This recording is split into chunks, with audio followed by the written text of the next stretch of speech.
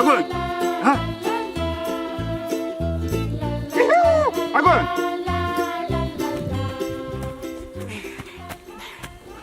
Kardeş, selamünaleyküm. Salam salam. Beşe üstünde 100 gram araq ola. Məzələnsən məndən. Məndə araq var, görmüsən qoyun otarım sahərə. Yaş qadağam, yaş.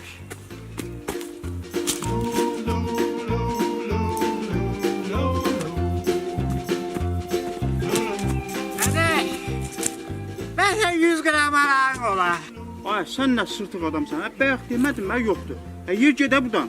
Yer get buradan. Aran seydə bu. Akoy. Yoncan yiyib köpək gətərik.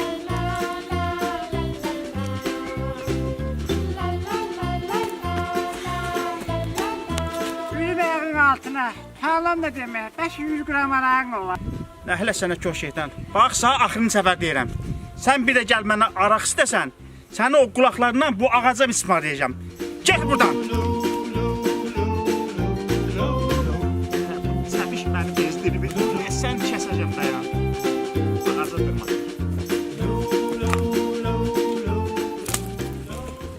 Yenə nə gəldin? Hey qadağam, bir dənə söz deyim ama incimə ha. Xahiş eləm evlənmə, bir dənə söz deyim. Beş yaşında mismar ola. Nə gəzirəm ismas üstümdə? Yoxdur. Bəs çəşiş ola bəşə, çəşiş. Saçışım da yoxdur. Yoxdur eləmi? Laf yaxşı. Beşe onda 100 gram arağın ola.